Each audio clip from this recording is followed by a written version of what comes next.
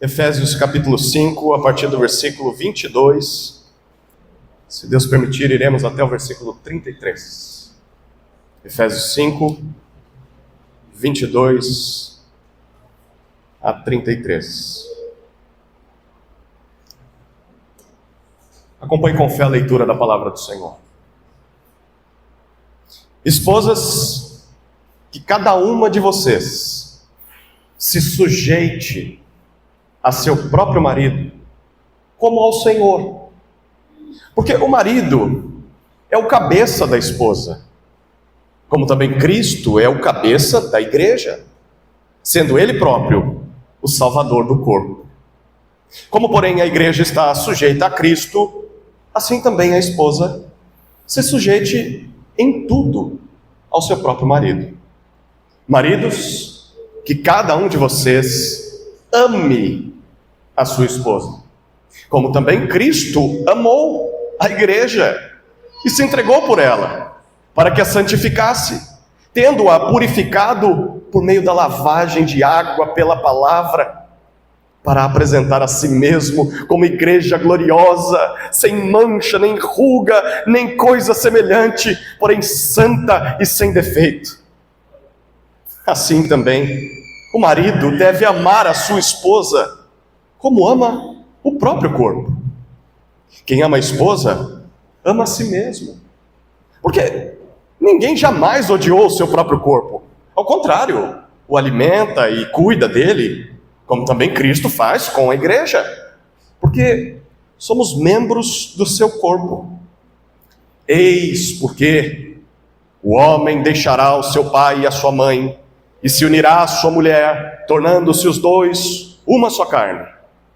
Grande é este mistério, mas eu me refiro a Cristo e à igreja. No entanto, também quanto a vocês, que cada um ame a própria esposa como a si mesmo, e que a esposa respeite o seu marido. Amém? Oremos mais uma vez, queridos. Pai amado, estamos diante de Tua santa palavra e precisamos desesperadamente da ação do Teu Espírito para compreendê-la e para chegarmos aos pés de nosso Redentor Jesus. Te suplicamos por este milagre neste momento, Senhor. No nome dele que oramos. Amém. O que o Evangelho pode fazer no casamento de alguém?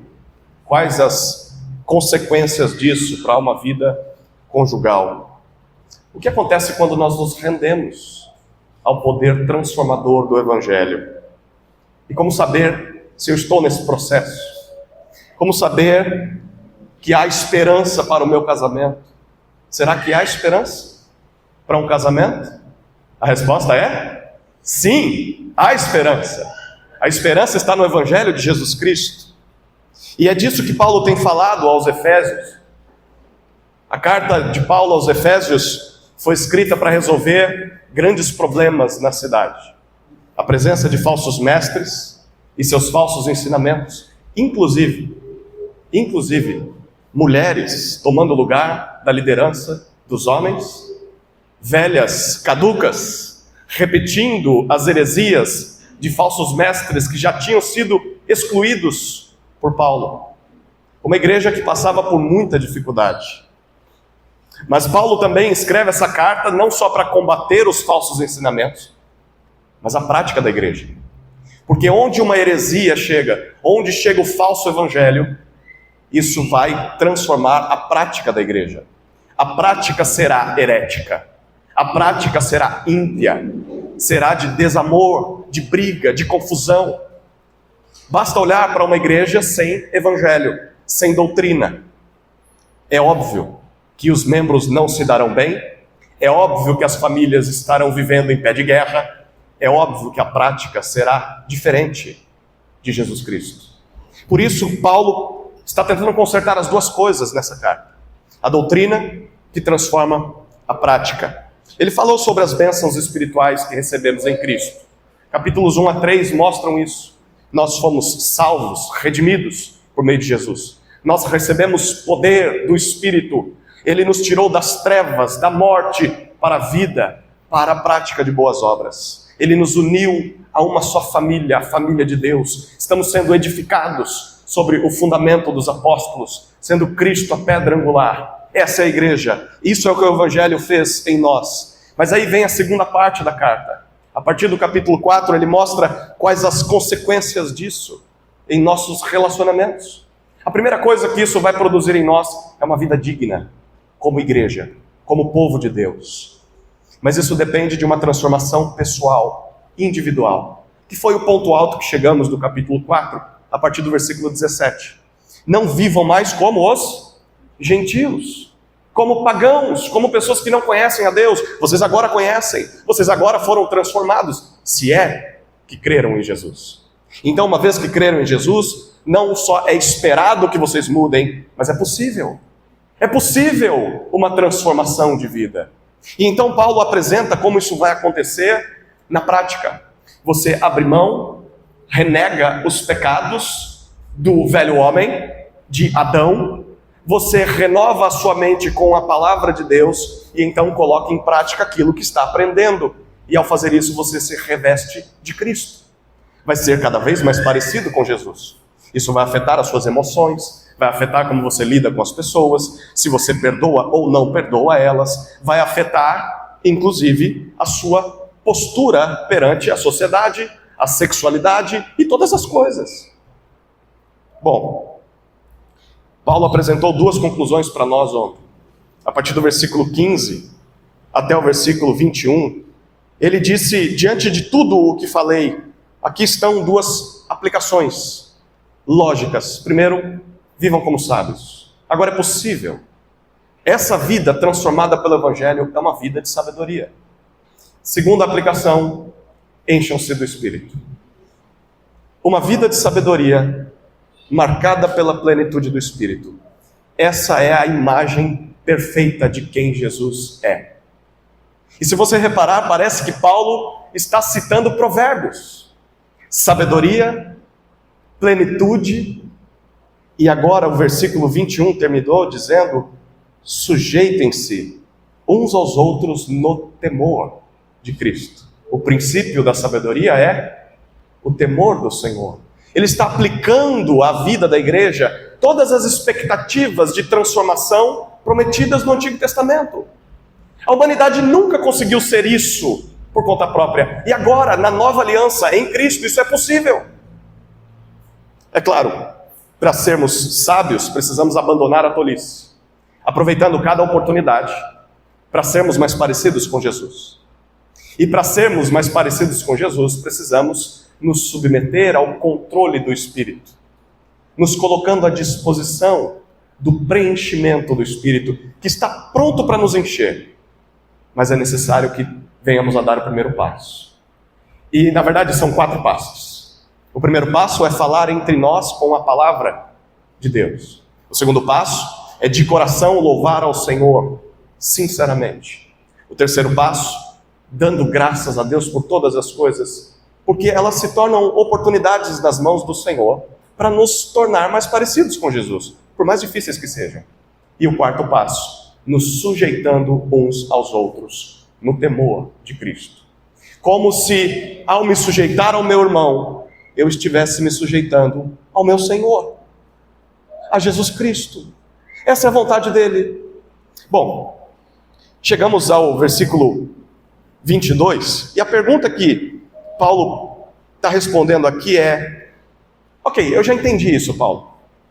Você falou bastante, falou de sabedoria 2 vezes, falou de tolice 2 vezes, deixou muito claro que devemos ser cheios do Espírito, tá? Mas seria possível oferecer para nós algum exemplo prático disso? Para que não fique apenas no mundo das ideias, apenas na teoria. É possível nós vislumbrarmos o que é ser alguém sábio, cheio do Espírito? Tem algum modelo, tem algum exemplo? Eu posso ver isso funcionando na vida real? Como seria a vida de alguém sábio? Como seria alguém cheio do Espírito dentro de casa, por exemplo?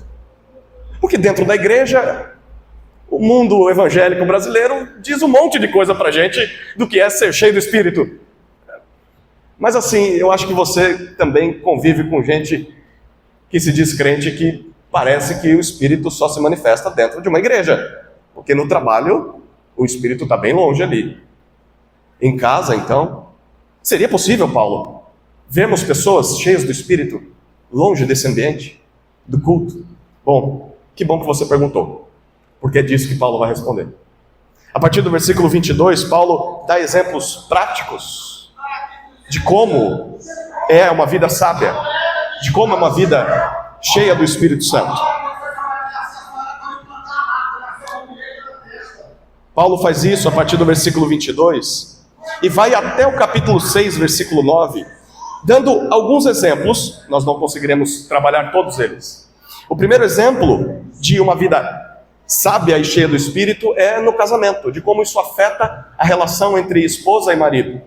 O segundo exemplo, no começo do capítulo 6, versículos 1 a 4, é na criação de filhos, no relacionamento entre pais e filhos, será o alvo da nossa reflexão hoje à noite.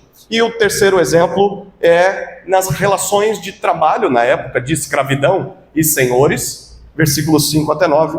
Pastor Fábio depois prega para vocês esse texto na sequência. Bom, vamos focar em como o Evangelho afeta o casamento. Os versículos 22 a 33 podem ser divididos em duas partes. A primeira, Paulo fala sobre a esposa sábia e cheia do Espírito. Na segunda parte, ele fala sobre o marido sábio e cheio do Espírito. Perceba, Paulo não está aqui colocando deveres conjugais. Talvez a sua Bíblia esteja assim no subtítulo: os deveres conjugais. Mas não, Paulo não está introduzindo um novo assunto. Ele está seguindo o assunto que ele tem falado desde o começo do capítulo 4. Uma nova vida transformada pelo Evangelho. E é sequência imediata do versículo 21, sujeitando-vos uns aos outros. A partir do 22 ele vai demonstrar como uma esposa pode aplicar o sujeitando-vos uns aos outros em seu casamento. E depois vai dizer como o marido pode aplicar o sujeitando-vos uns aos outros diante da sua esposa. Nós vamos perceber que tanto a esposa quanto o marido são chamados a se sujeitar um ao outro, cada um na sua peculiaridade. Mas o chamado de sujeição é para todos. Não são apenas deveres conjugais, são evidências de alguém sábio e cheio do Espírito. Coisas que não só devemos buscar, mas que é possível buscarmos. Bom, então veremos uma frase que resume tudo o que Paulo diz aqui, é que o Evangelho de Jesus Cristo produz sujeição e amor entre esposas e maridos sábios e cheios do Espírito. O Evangelho de Jesus Cristo produz sujeição e amor entre esposas e maridos sábios e cheios do Espírito. Vamos para a primeira parte, a esposa sábia e cheia do Espírito. Olha os versículos 22 a 24 mais uma vez.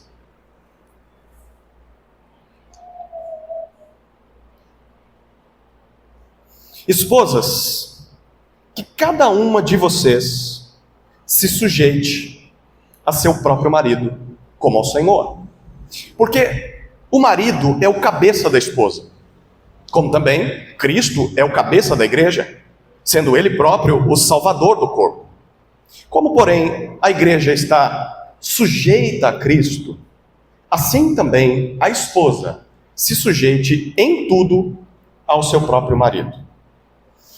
No versículo 22, Paulo diz literalmente o seguinte: mulheres ou esposas, cada uma de vocês ao seu próprio marido. É isso que ele escreveu quando estava escrevendo essa carta. A pergunta é: cada uma de vocês o que, Paulo? Está faltando o verbo. Esposas, cada uma de vocês ao seu próprio marido. Cada uma de vocês o quê? A resposta foi dada no versículo anterior. No versículo 21, ele disse o que cada esposa deve fazer em relação ao seu marido. Ele disse: sujeitem-se uns aos outros.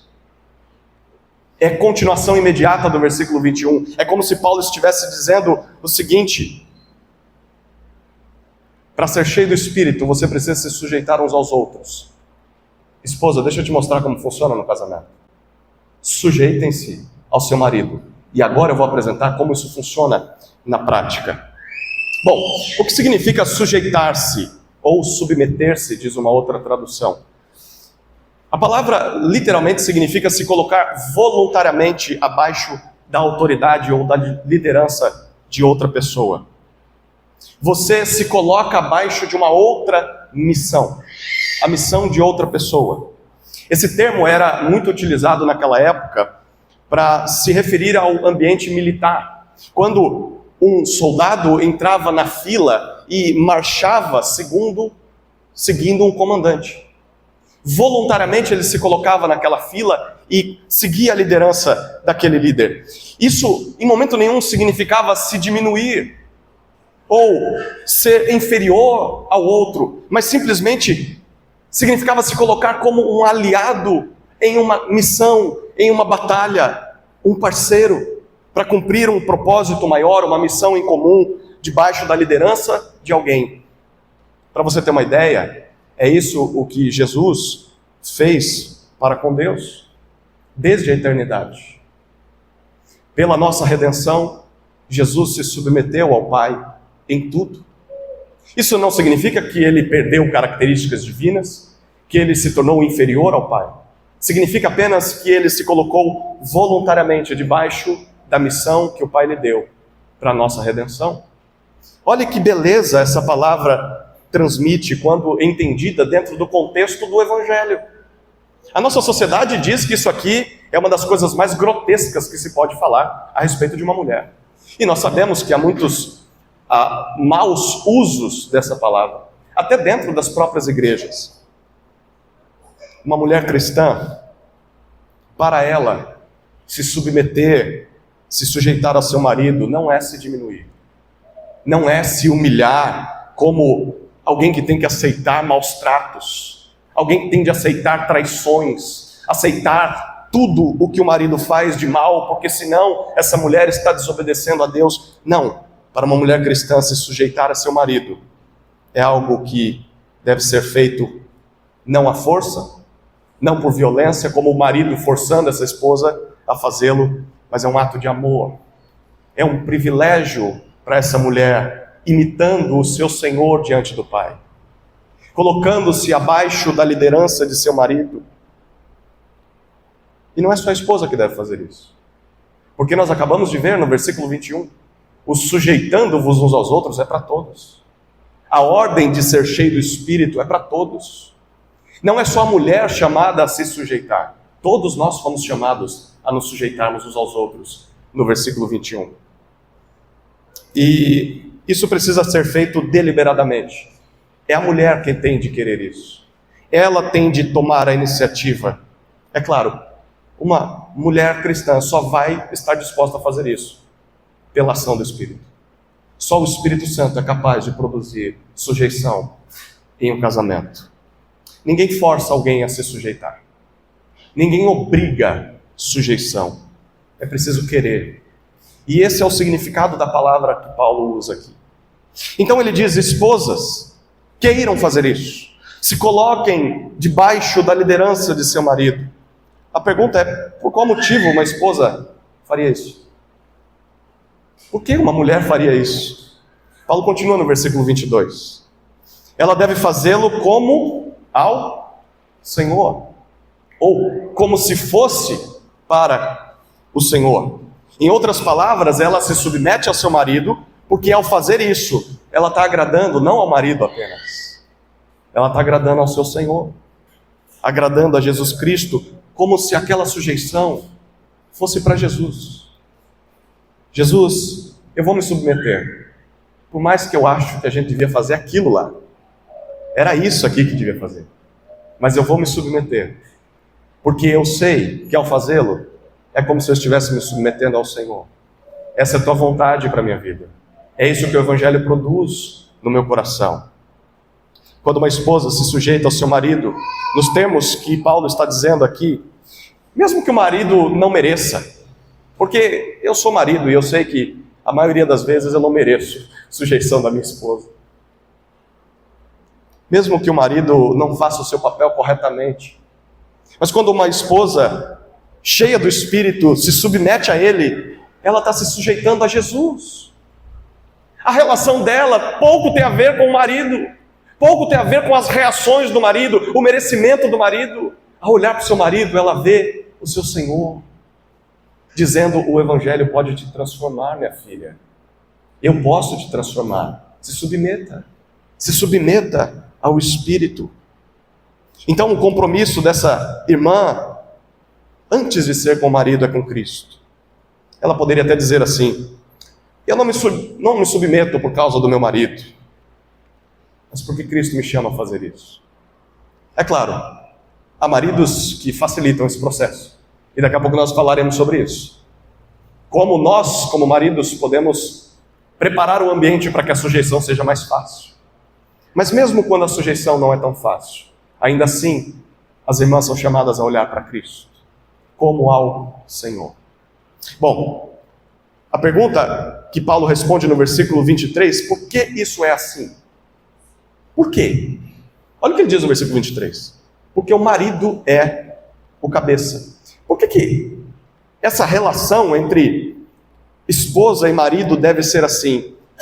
Paulo diz: porque o marido é o líder. A palavra que ele usa para cabeça aqui era usada naquela época para se referir a uma autoridade, alguém que era responsável pela vida de outras pessoas. Gênesis 2 retrata isso muito bem para nós. Em Gênesis 2, nós lemos que Deus formou o homem do pó da terra, lembra disso? Soprou-lhe o fôlego de vida em suas narinas, deu a missão ao homem de nomear os animais, mas o texto em Gênesis 2 diz que faltava algo ao homem, uma auxiliadora que lhe fosse adequada, faltava uma aliada na missão. E então Deus traz a primeira cirurgia da história, a primeira anestesia, faz o homem cair em profundo sono e, ao invés de fazer o que fez com o homem em primeiro lugar, do pó da terra formar mais uma pessoa, Deus do homem tira uma de suas costelas e a partir do homem forma a mulher.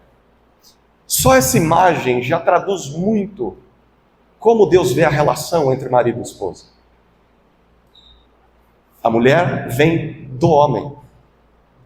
Ela tem um cabeça, ela tem um representante. Foi sempre assim que Deus tratou o seu povo desde Gênesis. Desde o princípio, Deus colocou o homem como cabeça, como líder, como responsável, como pastor de sua esposa. Esse é o plano de Deus para todas as famílias na terra. Não é invenção humana, não é invenção dos conservadores, do cristianismo ocidental. É plano de Deus desde o início. Está no nosso DNA como seres humanos. Mas a pergunta que Paulo continua respondendo no versículo 23 é: de onde vem tudo isso? Olha o que ele diz no versículo 23. Como também Cristo é o cabeça da igreja. Por que é que Deus estabeleceu o homem como líder, como cabeça, responsável pela esposa? Paulo diz: porque é assim que funciona entre Deus e o seu povo. Cristo é o líder, Cristo é o cabeça da sua igreja. Da mesma forma com que a esposa vem do homem e o homem é líder da esposa, a igreja vem de Cristo e Cristo é o líder da igreja. Esposas, percebam o que Paulo está dizendo aqui. Essas palavras têm um poder profundo de transformar a visão de uma mulher a respeito do seu papel perante seu marido. Ao se submeterem a seus maridos, vocês imitam a igreja se submetendo ao seu noivo. Que grande responsabilidade irmãs sábias e cheias do Espírito têm. O seu simples papel rotineiro, diário, perante o esposo, é um reflexo visível do relacionamento entre a igreja e Cristo. Todos os dias, você, irmãzinha, quando está diante do seu marido, perante os seus filhos, perante os parentes na sua casa, os seus vizinhos, a sua rua, todos os dias, a sua atitude diante do seu marido ensina às pessoas alguma coisa sobre Cristo e a sua igreja. Como a igreja se submete a Cristo e ensina positivamente, ou negativamente. Já pararam para pensar nisso? De que uma atitude comum do dia a dia, de como responder o marido, de como mostrar para ele que talvez ele está enganado, de que ele se perdeu mais uma vez no trânsito, de que ele tinha que pedir informação e não está pedindo, de que ele deveria se levantar e disciplinar o filho, de que ele deveria ser menos rude, de que ele deveria consertar aquela parte da casa que está quebrada, e ela fala toda semana para ele. Uma coisa pequena, a forma com que ela trata o marido, ensina os filhos e todo mundo que está ao redor como a igreja se submete ao Senhor do universo. Como a igreja reage ao seu amado? Como uma irmã reage ao seu marido? Que grande responsabilidade, não? Bom, mas aí a gente poderia pensar, tá, e os maridos? Antes de falar aos maridos, ainda no versículo 23, Paulo adianta algo interessante. Ele diz: apesar de que Cristo é o cabeça da igreja e a igreja se submete a ele, Cristo não se aproveita disso de forma maldosa, ou sem fazer nada em troca. Olha o que ele diz no versículo 23. Por que a igreja faz o que faz com Jesus? Por que a esposa deve imitar a igreja nesse relacionamento diante de Jesus? Ele diz: porque Jesus exerce sua liderança, o seu posto de cabeça, sendo Ele próprio o Salvador do corpo. O que Paulo está dizendo aqui? Que Jesus conquistou esse posto de autoridade, conquistou o ofício de cabeça sobre a igreja, não impondo a sua autoridade, não forçando a sua autoridade, não usando de violência, de grito, de maldade, mas se entregando para salvá-la. É assim que Jesus conquistou os degraus de liderança na vida da igreja. Jesus exerce sua liderança salvando, se entregando por sua noiva. E é assim que maridos conquistam a sujeição de suas esposas. Não é gritando, não é falando alto, não é batendo na mesa e dizendo: o pastor falou que você tem que ser submissa. Certa vez eu preguei esse texto na igreja, e eu disse exatamente contrário a isso, do marido voltar para casa e dizer: você tem que ser submissa, mulher. O texto deixa muito claro que o padrão para os homens, se querem que suas esposas sejam sujeitas, é conquistarem isso se entregando por suas esposas. E houve um irmão que voltou para casa e fez exatamente o que eu falei para ele não fazer. Ele disse: o pastor mandou você ser sujeito a mim. Ele não entendeu esse texto. Não é na força do braço, não é gritando ou berrando, não é batendo na mesa. O marido conquista o direito de ser líder de uma maneira graciosa e amorosa, se entregando pela sua esposa, imitando o Salvador do corpo. É assim que ele imita Jesus. Uma liderança servil, servindo a esposa, amando a esposa. E se o marido faz isso, certamente a sujeição fica muito mais fácil, não é, esposas? Com certeza fica, não fica? Quando você tem um líder amoroso, que se preocupa com a esposa antes de si mesmo, fica muito mais fácil se sujeitar ao marido. Não fica, irmãos? Bom, então esse é o alvo para nós maridos, e olha que ele nem começou a aplicar para os maridos ainda. Mas ele já fez um comentário antecipando a aplicação. No versículo 24, Paulo volta ao assunto da esposa, e ele diz: como a igreja está sujeita a Cristo, aqui Paulo está fazendo uma afirmação, a igreja está sujeita a Cristo. A gente vê no Brasil aí que muita igreja quer que Jesus se sujeite a ela, né? Então, assim, Jesus manda uma coisa na palavra, a igreja quer fazer outra coisa. Mas diante de Deus não é assim que funciona. Diante de Deus há uma afirmação inabalável: a igreja está sujeita a Cristo. A igreja está debaixo de sua autoridade, debaixo de sua liderança, e sempre continuará sendo assim. Ok, assim como a igreja está sujeita a Cristo, Paulo termina o versículo 24 dizendo: assim também a esposa se sujeite. Ela olhe para esse modelo e se sujeite em tudo a seu próprio marido. Esse em tudo foi também desvirtuado em muito ao longo dos anos da história da igreja. É óbvio que, comparando com outras passagens da Escritura, o em tudo não significa fazer o que Deus proíbe. Eu fiquei sabendo uma época de um marido que, para pagar as contas de casa, ele dizia para a esposa que ela deveria sair de casa e se prostituir. E ele era cristão. Cristão, dentro de uma igreja. É óbvio que ela não deveria fazer isso. Porque isso era quebrar a palavra de Deus. Então, o em tudo é em tudo aquilo que Deus manda. Como eu sei o que Deus manda? Paulo já falou sobre isso, não falou? Procurem compreender a vontade do Senhor. Na Escritura nós descobrimos o que Deus manda. Então, assim como a igreja está sujeita a Cristo, assim também a esposa imite essa sujeição. Sujeite-se a seu próprio marido.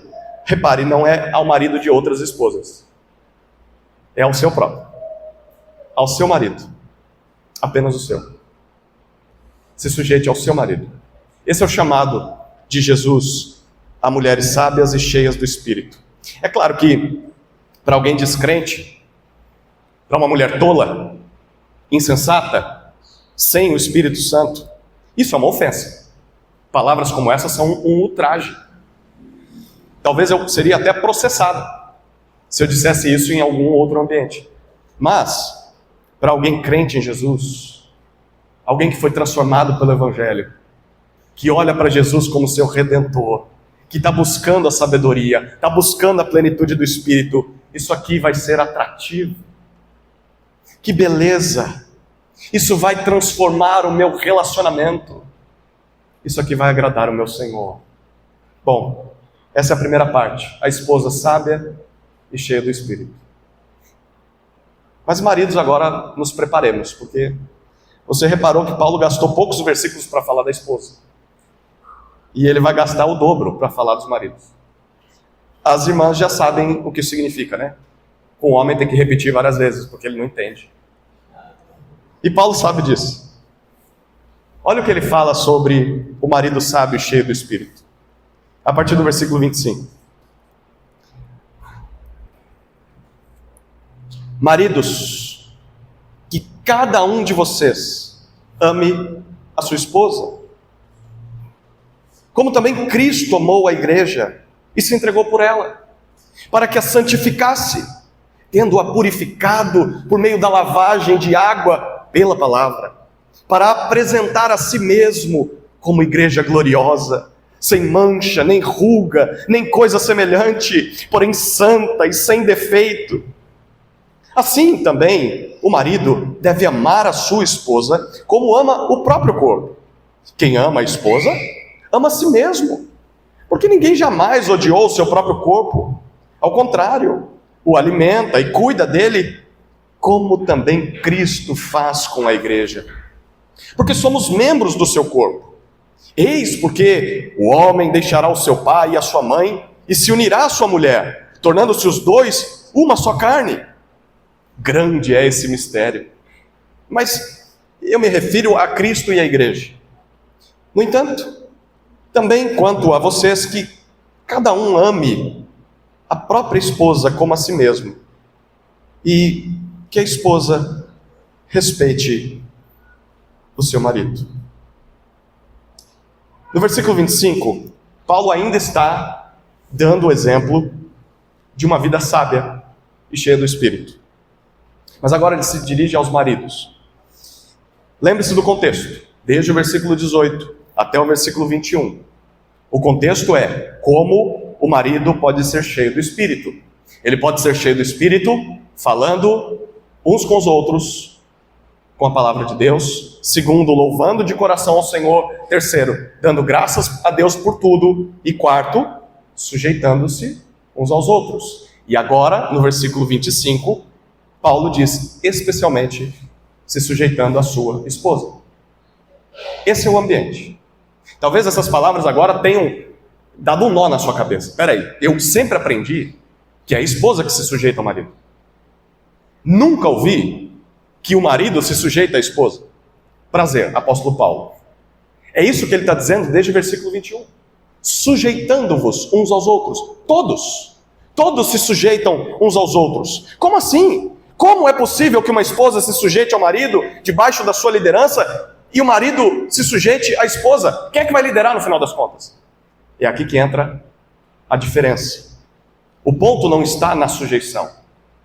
O ponto está na forma com que essa sujeição aparece. Como ela acontece. Para a esposa, essa sujeição vai tomar um formato. Para o marido, essa sujeição se demonstrará de outra forma, de outra maneira. Bom, olhe para a forma com que Paulo descreve isso. Versículo 25. Como maridos cheios do Espírito se sujeitam à sua esposa, Paulo? Como isso acontece, Paulo? Através do amor. Olha o que Paulo diz. Maridos, cada um de vocês ame a sua esposa. Ame. Aqui está a maior demonstração de sujeição de um marido à sua esposa. Ele a ama. E o que significa a palavra amar, que é usada por Paulo aqui? É a palavra grega ágape. E nós já ouvimos falar dessa palavra em vários momentos da Escritura. Essa palavra pode ser expressa por um sacrifício voluntário por pessoas que não o merecem. O ponto alto do amor ágape é o sacrifício de Cristo por nós. Nós não merecíamos, nós não conseguiríamos conquistá-lo, mas ainda assim ele se sacrificou por nós, pelo nosso bem, pela nossa salvação. E Paulo diz: maridos, cada um de vocês se sacrifiquem voluntariamente em prol do bem de sua própria esposa. E aí ele coloca o comparativo. Como também Cristo amou a igreja. Como Cristo se sacrificou pela igreja. Agora há pouco nós falamos sobre a grande responsabilidade que esposas cristãs têm de mostrar para o mundo como a igreja se sujeita a Cristo.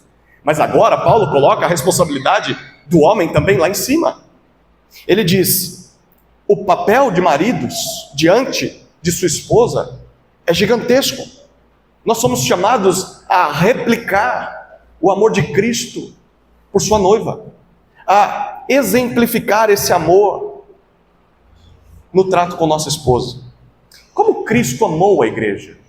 Olha o que ele diz no versículo 25 ainda. A chave está aqui. Ele se entregou por ela. Cristo amou a igreja e se entregou por ela. A palavra que Paulo usa aqui para se referir a se entregar era uma palavrinha usada na época que trazia a ideia de alguém que deixava de ser livre e se entregava como propriedade de outro para quitar uma dívida. Então, talvez você tinha um ente querido que contraiu uma dívida, teve um problema de saúde, perdeu a colheita, e essa pessoa vai perder tudo, e os filhos vão ficar na rua ou vão morrer com alguma doença, e você sabe que pode fazer alguma coisa para socorrer aquela vida.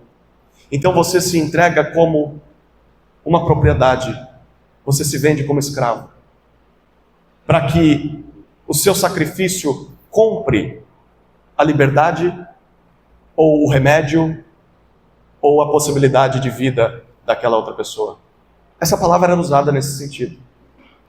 Cristo se entregou pela igreja. E maridos são chamados a se entregar por sua esposa, como um sacrifício, como um escravo, para redimir, para salvar, para restaurar a vida de sua esposa. Jesus amou a igreja e se entregou por ela. E Jesus não fez isso apenas com palavras ou sentimentos. Do tipo assim, lá na eternidade, Deus e Jesus conversando, e Jesus dizendo: ah, como eu amo os homens. Nossa, assim eu morro de amores pelos homens. Mas eles lá, eu aqui. A gente às vezes na igreja faz isso, né? Eu amo aquele irmão, mas não consigo ficar perto dele. Mas eu amo. Não foi assim que Deus em Cristo amou a igreja. Jesus amou a igreja em ação, em sacrifício. Não ficou apenas nas palavras, mas ele se apresentou como oferta a Deus. Ele se entregou como voluntário, como escravo, para pagar pelos pecados da igreja. E Cristo fez isso com 2 propósitos, versículo 26. Primeiro, para a santificar, diz Paulo, tornar a igreja pura. Algo santo é algo dedicado a Deus. Cristo se entregou pela igreja para que ela pudesse ser consagrada a Deus. Significa que antes ela não era. Mas como ele fez isso? O versículo 26 diz: tendo-a purificado pela lavagem de água, pela palavra. Essa expressão é muito difícil de interpretar, e os teólogos se debatem para tentar descobrir o que Paulo queria dizer, mas é possível que ele esteja fazendo ilustrações sobre o batismo e a pregação e a fé no Evangelho. Depois o pastor Fábio explica para vocês isso. Mas ele se entregou para a santificar, é o primeiro propósito. E no versículo 27 tem o segundo propósito. Olha o versículo 27. Para a apresentar a si mesmo como igreja gloriosa. O que Paulo está apresentando aqui é lindo, é belíssimo. A imagem é a seguinte: a igreja não era santa, a igreja era imperfeita. Cristo a amou, se entregando por ela, para transformá-la em um povo santo, dedicado a Deus, e então apresentá-la a si mesmo como uma igreja perfeita. A imagem aqui é o seguinte: Jesus olhou para a igreja e só via um trapo de imundícia, só via sujeira, só via pecado. Ele não via uma noiva, ele via uma prostituta. Essa é a humanidade, que virou as costas para Deus no jardim. E repetidas vezes, Deus indo até o homem, e o homem virando as costas e fugindo de Deus. Essa é a realidade de Adão. Essa é a realidade da humanidade.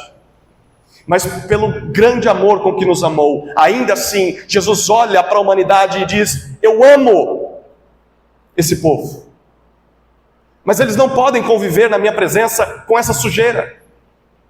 Então, ao invés de jogá-los fora e fazer uma nova humanidade, eu vou redimi-los, eu vou me entregar por eles.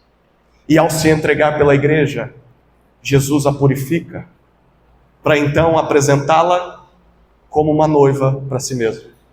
Ele olhou para uma igreja imperfeita e disse: quero casar com você, mas desse jeito não dá. E ao invés de dizer, vai lá e se vira, e quando você estiver pronta, você vem e a gente se casa. O que ele fez?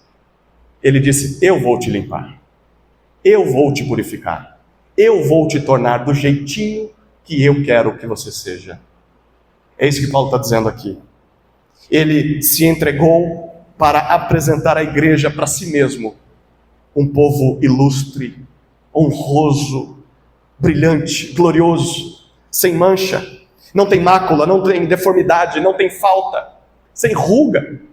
Imagine uma noiva sem rugas, sem imperfeições, sem qualquer coisa parecida. Mas Paulo termina o versículo 27 dizendo: porém santa.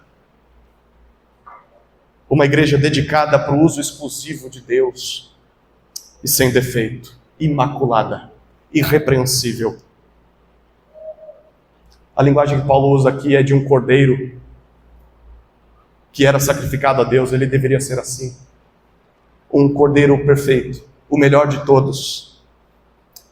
E o que Paulo está dizendo para aquela igreja de Éfeso é que em momento nenhum nós éramos isso.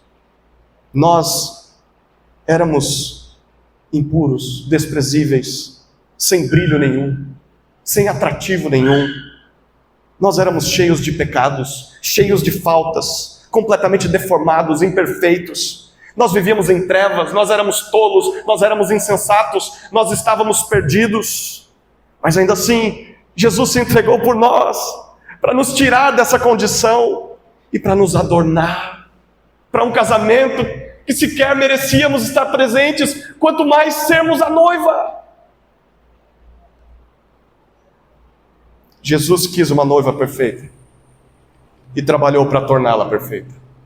E Ele fez isso através de seu sacrifício, de seu amor, de sua entrega por essa igreja. Nós não éramos agradáveis. Nós éramos como filhotes de cachorro, mortos. Se você acha um filhotinho, ele é bonitinho, dá vontade de levar para casa, né? Depois ele causa um estrago na sua casa. Ele vai crescendo, às vezes fica bonitinho ainda, mas... E a gente às vezes, quando pensa na salvação, tende a pensar assim, não, eu tinha alguma coisa de bonitinho, né? Jesus, quando me viu naquela viela do mundo, naquele beco, tinha alguma coisa, não é possível, alguma coisa que o atraísse. Não, a linguagem de Paulo aos Efésios é que vocês estavam mortos. Nós fedíamos. Nós estávamos sujos. E ainda assim, Ele se entregou por um povo sujo. E Ele o tornou limpo, cristalino, santo, imaculado. Essa é a visão da igreja. Quando Deus olha para a igreja, Ele não vê mais um povo ímpio. Ele não vê mais um povo em trevas. Ele vê isso aqui. Uma igreja gloriosa, sem mancha, sem mácula, perfeita, irrepreensível, pronta para o casamento com o seu filho. Esse é o sacrifício de Cristo por nós. E o que Paulo está dizendo, foi assim que Jesus se tornou o Salvador da igreja. E ele está falando isso no contexto dos maridos, lembra? Logo, a aplicação para maridos é que se há elementos em nossa esposa que nós olhamos e falamos, isso aqui não está legal não, é muito fofoqueira, é muito irritadinha, olha, essa característica aqui é um problema. Se há elementos em nossa esposa que nós olhamos e percebemos, isso não está agradando a Deus. O padrão que Jesus nos ensina a imitar é: se entregue por ela, para transformá-la exatamente nessas áreas. O que normalmente acontece na igreja são maridos chegando para o pastoreio, no gabinete pastoral, dizendo: pastor, faz alguma coisa, minha esposa está incontrolável lá em casa, eu não aguento mais minha esposa. O que Paulo está chamando os maridos a fazerem é: volta para casa, se sacrifica pela tua esposa, até que, pelo poder do Espírito, Deus a transforme através do teu sacrifício em favor dela, do teu amor em favor dela. Isso é o que Cristo fez com a igreja. Se há algo imperfeito na sua esposa, você se entrega voluntariamente para produzir santidade na vida dela. Não é você que vai fazer isso, é o Espírito. Mas a tua iniciativa, o teu serviço, o teu amor pela esposa, a tua entrega vai contribuir muito para que ela seja motivada a fazê-lo. Jesus é capaz de salvar a sua esposa, mas nós somos chamados a seguir o exemplo dele como salvador do corpo. Um marido sábio, cheio do Espírito, não apenas se incomoda com os pecados da esposa, mas faz alguma coisa para resolvê-los, e faz isso seguindo o exemplo de Jesus. Não espera que o pastor mude a sua esposa, não espere que a igreja mude a sua esposa, não espere que ministérios de mulheres mudem sua esposa. Ele toma a iniciativa, ele serve a sua esposa, ele ama a sua esposa, ele lidera a sua esposa, ele pastoreia a sua esposa. E aí sim, todas essas outras coisas podem contribuir, mas o principal é o papel do marido dentro de casa. Assim, versículo 28, Paulo diz: o marido deve amar a sua esposa como ama o próprio corpo. Curioso, Paulo faz uma afirmação aqui: quem ama a esposa ama a si mesmo. A pergunta é: por que isso é assim? Ele diz no versículo 29, porque ninguém, em sã consciência, odeia ou maltrata o seu próprio corpo. Até mesmo quem diz: ó vida, ó céus, ó azar, eu odeio essa minha vida, eu odeio o meu corpo, ainda assim alimenta e cuida do corpo. Você quer um exemplo disso? Olha, um exemplo claro de que você ama o seu próprio corpo. Você vai num restaurante e lá tem de tudo para você comer. E você está na fila esperando para pegar a comida. E aí, vamos considerar que você ama salada, tá? E você vê tomate. Aqueles tomatezinhos cereja, sabe aqueles pequenininhos? Você gosta desse tomatinho? Aí você vê aquele tomate lá. E aí tem tomate vermelhinho, bonitinho, lindo. E tem uns tomates já machucados, feridos. Alguns assim já passados. E aí você diz assim: acho que eu vou comer o tomate passado. Eu vou comer o tomate podre. É isso que a gente faz? Não, ninguém faz isso. Até quem diz, eu odeio a minha vida, vai pegar o melhor tomate para comer. Porque gosta do próprio corpo. Paulo está afirmando: ninguém jamais odiou o próprio corpo. Até quem diz que odeia a si mesmo, é porque ama a si mesmo mais do que devia, ou ama com um amor desvirtuado. Não aprendeu a amar a si mesmo, como a Bíblia ensina. Todos amam a si mesmos. Por isso você toma banho, por isso você escova os dentes, por isso você dorme, por isso você come o que gosta de comer, por isso que você descansa, porque nós amamos o nosso próprio corpo. E Paulo diz: ok, todos alimentam, todos cuidam do seu corpo. Você dá nutrição, você fortalece o seu corpo, você protege o seu corpo, você trata o seu corpo com carinho. É o que a gente faz todos os dias. Quando a gente escolhe alguma coisa para comer, para vestir, para fazer, estamos pensando no conforto, no prazer, nas forças que aquilo trará para nós. Isso é normal, todo mundo faz isso. Inclusive, olha o que Paulo diz no versículo 29. Inclusive Cristo. Cristo faz isso. É o que ele faz com a igreja. Jesus alimenta. Jesus cuida da igreja. Por quê? Olha o versículo 30. Porque somos membros do seu corpo. O que Paulo está dizendo aqui é: ao nos ver santos e irrepreensíveis, Jesus está zelando por si mesmo. Porque pela fé nós nos tornamos um com Jesus. Quando Jesus santifica a sua igreja, Ele está cuidando de si mesmo. Porque a igreja é o seu corpo. E é exatamente sobre isso que Paulo fala no versículo 31. Ele diz: eis porquê.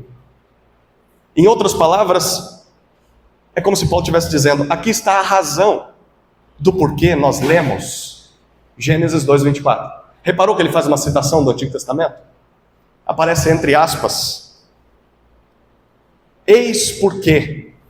Este é o motivo do porquê o homem deixará o pai e a mãe, o seu pai e a sua mãe, se unirá à sua mulher, tornando-se os dois uma só carne.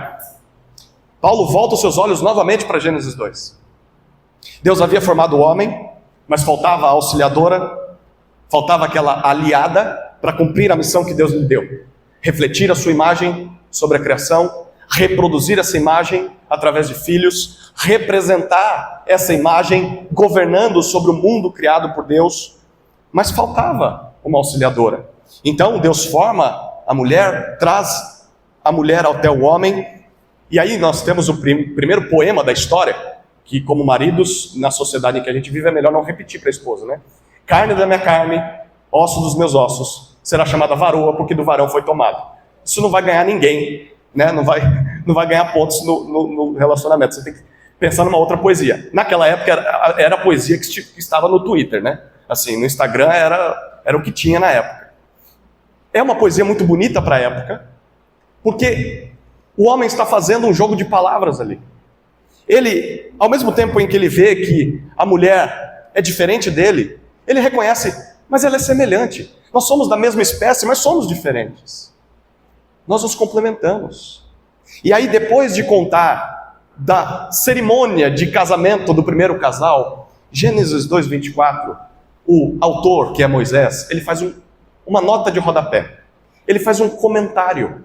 É como se ele estivesse contando a história da criação para o povo de Israel, peregrinando no deserto, rumo à terra prometida. E nesse momento, depois de contar como Deus fez o primeiro homem, a primeira mulher, como foi a união dos dois, ele diz, Gênesis 2:24, por isso o homem deixa pai e mãe e se une à sua mulher, tornando-se os dois uma só carne.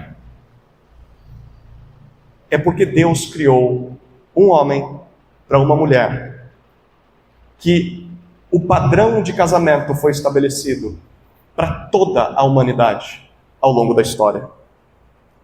Um homem que deixa os seus pais, vai em direção à sua noiva, se torna um com ela, formando uma nova família. Esse é o padrão que Deus queria que acontecesse com todas as famílias da terra.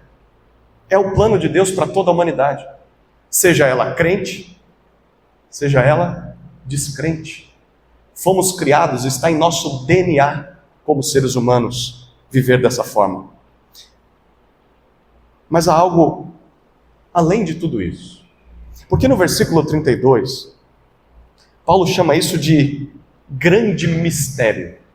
Grande é este mistério, Paulo diz no versículo 32. O mistério é algo além da nossa capacidade de entender. Um mistério é algo que nós não conseguimos compreender com os olhos humanos e que só é revelado em Jesus, no Evangelho. Grande é este mistério. Que mistério é esse, Paulo? Você não estava falando de plenitude do Espírito e do nada vem falar de mistério? O mistério é como duas pessoas podem se tornar uma só. Grande é esse mistério. Como dois seres completamente diferentes podem se transformar em uma unidade. Como pode duas pessoas distintas, que têm sentimentos, reações distintas, como pode um homem e uma mulher se tornarem uma só carne? Isso é um mistério, porque eles continuam sendo dois. Você olha para um marido e para uma esposa, ainda são duas pessoas, mas diante de Deus são um só. Que mistério! Você já não ouviu algo semelhante na Bíblia? 3 pessoas distintas, que são uma ao mesmo tempo? Você não se lembra de um único Deus, que subsiste em 3 pessoas? Pai, Filho e Espírito. Como isso é possível? Como é possível um Deus trino? Grande é este mistério. Grande é esse mistério. Mas Deus nos dá um vislumbre de quem Ele é, de como isso funciona, quando nós olhamos para o casamento. E aqui está o ponto alto do que é o casamento. O casamento é um reflexo da imagem de Deus, de quem Deus é, um só ser, mas que ao mesmo tempo é plural. Um só ser, composto de Pai, Filho e Espírito. Quando nós olhamos para um casamento de pessoas que foram salvas pelo Evangelho de Jesus, que estão buscando sabedoria e plenitude do Espírito, nós vemos 2 pessoas diferentes, mas da mesma espécie, vivendo juntas, como se fossem uma só. Era isso que o casamento deveria ser, desde o início, um exemplo abundante da beleza da Trindade. Uma pregação sem palavras do Evangelho. Pela forma com que os 2 diferentes se complementam um ao outro, os 2 se amam. E a pergunta que nós precisamos responder aqui é: que tipo de pregação do Evangelho o nosso casamento está anunciando? As pessoas que convivem com o nosso lar, que tipo de Deus elas veem no relacionamento entre o marido e a esposa? Um casamento reflete quem Deus é para as pessoas. O que as pessoas que convivem com nossa família diriam sobre o Deus Trino, a partir daquilo que aprendem com a nossa postura como marido, a postura da esposa como esposa? Bom, no versículo 32, Paulo, depois de nos levar até o 3º céu e falar sobre um grande mistério, agora ele volta os nossos pés para a terra novamente. E o final do versículo 32 ele diz: mas eu me refiro a Cristo e à igreja. A gente já voou muito alto, vamos voltar aqui para o assunto? Paulo gostava de fazer isso, ele se empolgava.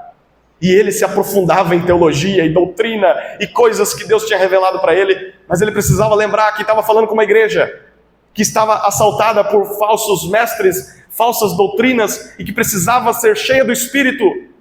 Então agora ele volta para a prática e diz: bom, eu me refiro a Cristo e a igreja. O casamento aponta para algo além de nós. O casamento não tem a ver apenas com o que nós achamos ser o certo. O casamento é mais do que, eu vou casar para ser feliz. Quando eu conheci a minha esposa, eu acreditava que eu devia casar para ser feliz. Aí, certa pessoa disse: não, você não deve casar para ser feliz, porque senão você vai ser infeliz. Você deve casar para fazê-la feliz. E aí eu disse: fantástico, ficou melhor. Mas à medida em que nós fomos aprendendo a viver juntos, e ainda estamos aprendendo, conhecendo mais do Evangelho, a gente descobre que as duas frases estavam erradas. Nós não casamos para ser felizes, e nós não casamos para fazer o outro feliz. Nós casamos para agradar a Deus. A vontade de Deus sendo feita é o que nos traz felicidade.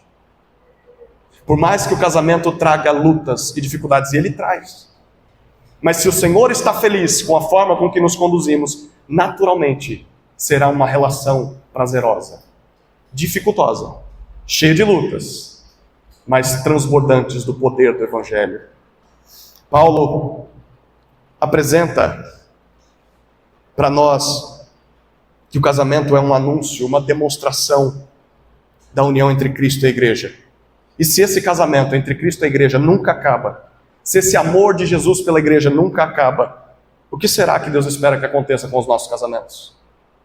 Que eles nunca acabem. Então, se alguém diz: pastor, o amor acabou. O amor acabou? Então você faz o que Cristo faz pela igreja todos os dias. Você vai e se sacrifica pela sua esposa. Porque amor não tem a ver apenas com sentimentos. Amor tem a ver com sacrifício, com entrega. E é isso que Cristo nos modela como maridos. Que aprendamos a amar e nos sujeitarmos uns aos outros no temor a Cristo, no temor de Cristo. Paulo conclui, versículo 33, esse argumento dizendo: cada marido ame sua própria esposa como a si mesmo, siga o exemplo de Cristo, e cada esposa respeite seu marido. Palavra nova, né? Uma outra palavra para se referir à sujeição. Honre o seu marido, respeite o seu marido. O que o Evangelho pode fazer no casamento de alguém? Quais as consequências disso para um matrimônio? O que acontece quando nos rendemos ao seu poder transformador? A esperança.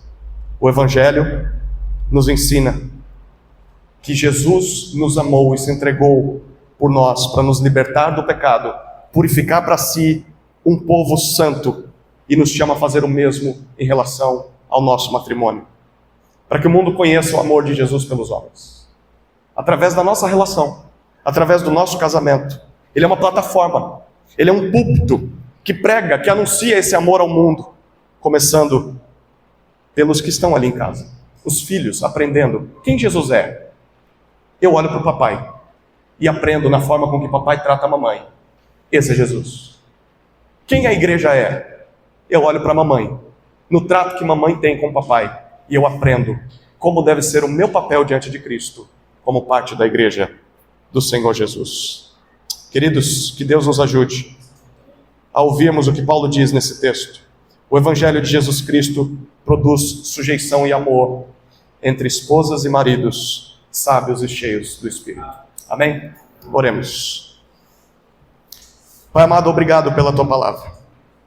Te louvamos pelo Evangelho de Jesus Cristo, que nos tirou das trevas e nos trouxe para a luz.